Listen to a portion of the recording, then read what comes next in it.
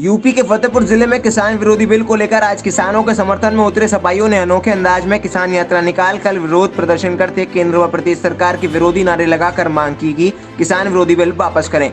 आजौंग से जहानाबाद तक किसानों के साथ सपाइयों ने बैलगाड़ी में सवार होकर विरोध प्रदर्शन करते हुए मांग की कि किसान विरोधी बिल को वापस ले जाने के लिए सपाई किसानों के साथ हैं। जब तक किसान विरोधी बिल वापस नहीं लेती तब तक इसी तरह विरोध प्रदर्शन चलता रहेगा। जी, कौन सी यात्रा निकाल रहे हैं और क्या उद्देश्य है इस यात्रा का?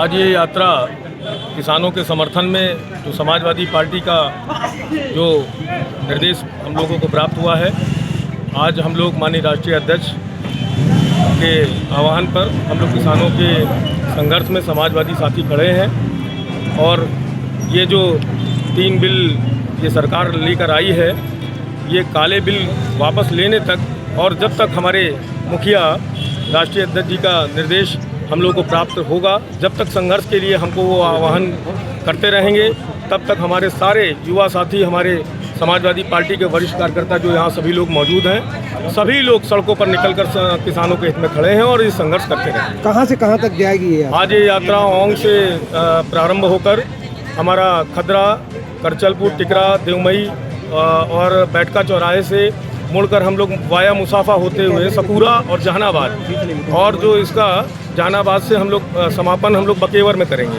इसका क्या उद्देश्य है मेन निकालने का और जनता के लिए क्या उद्देश्य लेके जा रहे हैं? देखिए, इसका उद्देश्य ये है कि ऐसा जो लोकतंत्र है और इस लोकतंत्र में आप कोई भी बिल लाकर किसी भी किसान पर, नौजवान पर आप थोपने का काम नहीं हो सकता। इसका विरोध के लिए आज ये ताकत जो आज यहाँ पर आप देख रहे हैं, सारे किसान भाई यहाँ इकट्ठा हैं, समाजवादी पार्टी के लोग इकट्ठा हैं।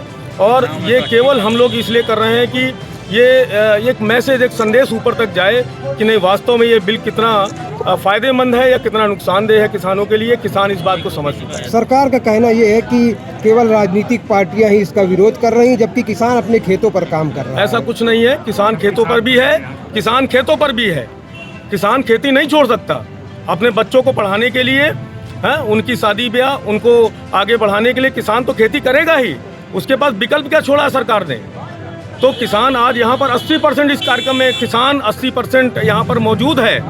और अगर ज़रूरत पड़ेगी तो मैं ये आपको बताता हूँ, किसान इतना पीड़ित है कि अपने घरों से निकलकर वो ऐसा ना हो जाए कि चक्का जाम करने का काम करे।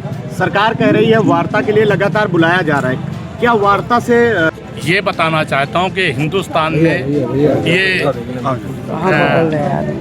ये नीति दमन करने वाली दोबारा हो रही है। पहले हिंदुस्तान की प्रधानमंत्री थी इंदिरा गांधी, जिन्होंने नसबंदी का वो लेकर के और इमरजेंसी तक लगाई कि यहाँ की जनता, हिंदुस्तान की जनता किसी तरीके दब जाए। लेकिन हिंदुस्तान की जनता दबी नहीं, उनको दबा दिया और इतने ज़्यादा मतों से हराया था।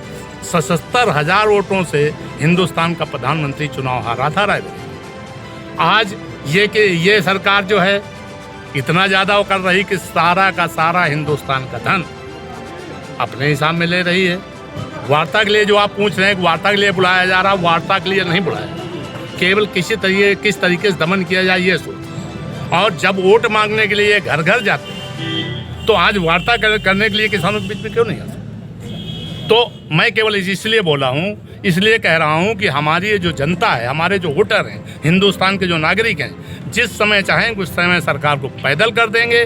वो अपनी जितनी भी दमनकारी नीति है वो दिखा लें, लेकिन उखाड़ कुछ नहीं पाएंगे और न इस कारवां कोई दबा सकता। किसानों के बीच में आप लोग कैसे जाते हो? किसानों के बीच जी, किसानों, अरे हम लोग तो सब स्वयं किसान है, हम लोग कैसे जाते हैं? हम लोग तो किसान ही नहीं। तो किसान बिल में संशोधन एक विकल्प नहीं, ये बिल्कुल हटना चाहिए। तो क्या इससे पहले जो नीतियां थी वो कारगर थी? क्या पहले जो हालत थी किसानों की, क्या इससे पहले जो किसान सुधार बिल से पहले की स्थिति थी, तो क्या किसानों की स्थिति बेहतर थी? इससे बेहतर थी। ठीक।